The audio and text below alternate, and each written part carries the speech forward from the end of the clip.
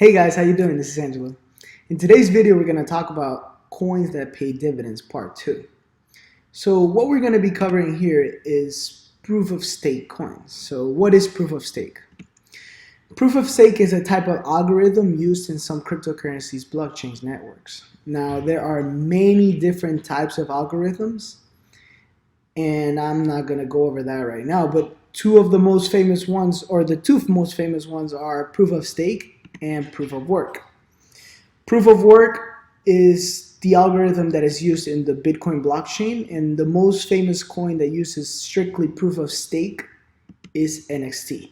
There are many other coins that use hybrids of both of these, or there are some differences in other types of algorithms that differentiates them from proof of stake. So then let's talk about the difference between proof of stake and proof of work algorithms.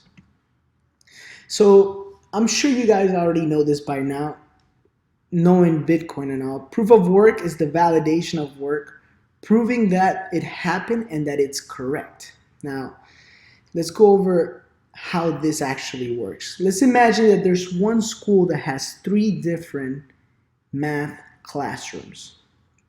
Now, in this school, they want to hold a competition to see which one of the classrooms is the best class.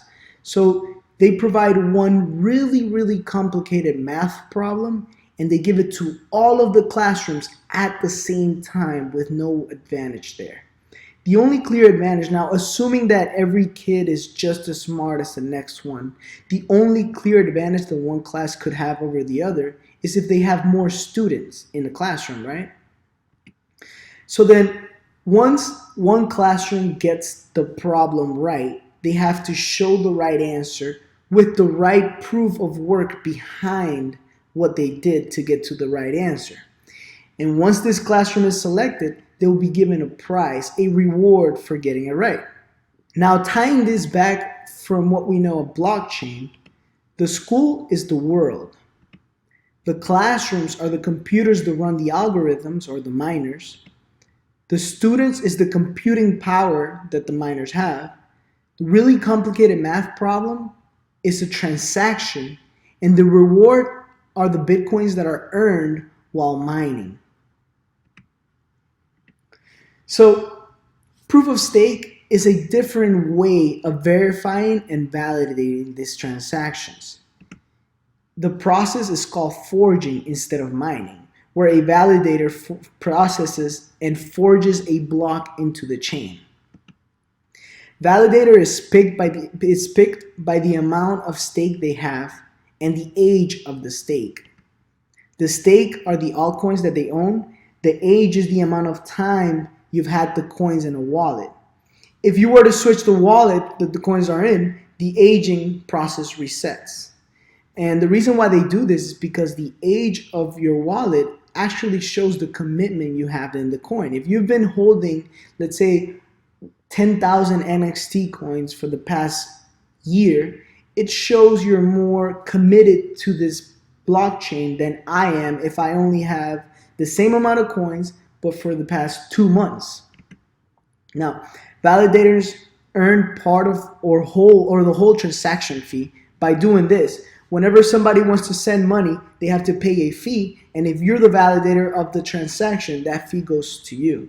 And this creates a process that builds a trusted and distributed network of validators who hold a high amount of stake. So pretty much you get paid just for holding these coins. Now, in this case, if you want to compare it to proof of work, a validator would be like the miner. The stake are the coins. The age of the stake is the amount of times you've had the coin in a wallet. And the forging process is the mining process. So let's talk about block selection.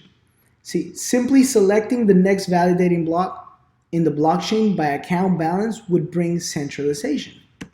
If you were to do this, the richest member would have permanent advantage, because if I were to hold 51% of all the coins, of all the NXT coins, nobody would ever be able to beat me. Every time there's a transaction, I'll just be making more and more coins, and I will be the only validator.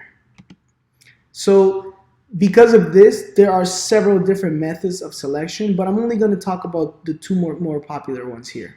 There's one called the randomized block selection, which uses a formula that looks for the lowest hash value, and it takes into consideration the size of the stake as well. So the more coins you have, the more chances you have of doing this. And then another one would be the CoinAge based selection, which coins that have been unspent for at least 30 days begin competing for the next block. Older and larger sets of coins have a greater chance, but once a stake is used to sign a block, the process starts over with zero coinage again. So it has to go 30 more days of non-usage for it to start competing again. Usually, as the time passes after the 30 days, you see a greater percentage chance of getting picked, and that percentage chance keeps increasing day by day until around the 90th day. After the 90th day, you have the total amount of possibility of getting picked next. It doesn't keep increasing after that. Now, let's also talk about masternodes. Masternodes is another form of staking. In order to secure the network, those wanting to own a masternode must buy a predetermined amount of coins as collateral. The main disadvantage of a masternode is that it usually costs a lot more money to enter. So some coins have set costs for a masternode, while others have a multi-tiered system. And a good website to see information on current masternodes and upcoming ones, well, not really upcoming ones, just the current masternodes and newly formed ones it's mnrank.com. That stands for masternoderank.com. The thing with masternodes is setting these up is something that I'm not going to cover in this video because it's really, really complicated. Most likely, in order to do it correctly, you're going to have to hire somebody to do it for you. Sometimes it requires programming. But basically what you would have to do is buy these coins for whatever blockchain is running a masternode. You buy the coins that they predeterminedly tell you that you need to own in order to be a masternode.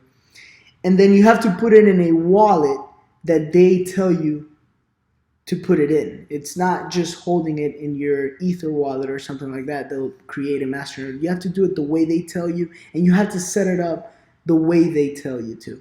So, not every masternode creation is the same, and it is a pretty complicated process. So advantages and disadvantages of proof of stake.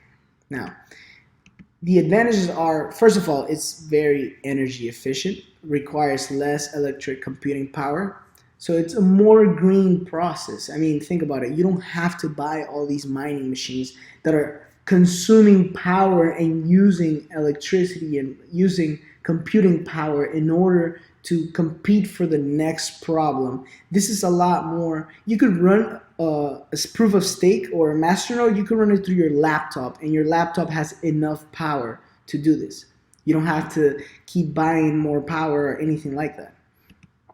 So it creates more loyalty. Miners can just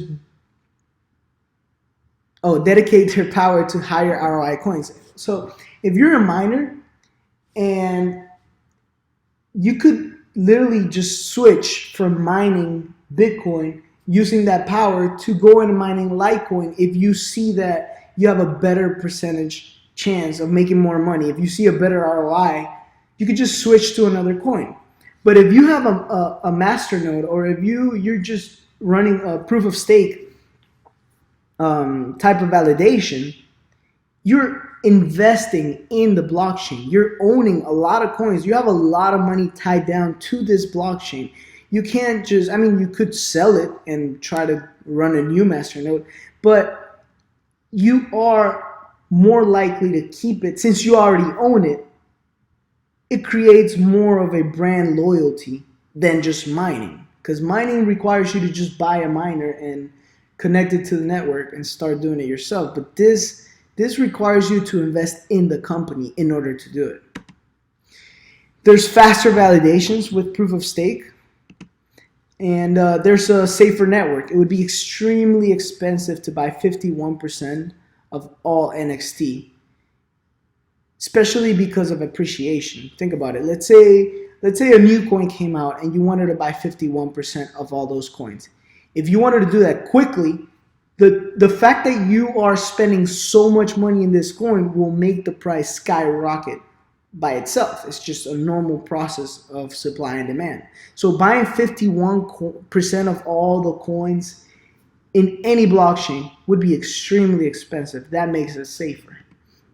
Now the cons are, well, this is really up in the air. How fair is this? Can it be ensured that the rich are not getting richer? Can it be ensured that the people who have the most coins are not just the ones validating all the transactions and are the ones that are making all the money? Also, it could be easier to force a hard fork in these, especially when the coin is relatively new. Gaining that 51% is pretty hard to do, but you could still force a hard fork. And I mean, I guess that's it. But truly, this is a better process than proof of work. And it's so much so that even Ethereum has been looking into switching their algorithm from proof of work to proof of stake. I'm sure that this year they're going to make it happen. That's what it seems like they're going to do. So yeah, I hope you guys like this video. If you guys have any questions or if there's any masternodes you're looking to get into, don't hesitate to ask us. Let us know, and we're here to help. So thank you very much.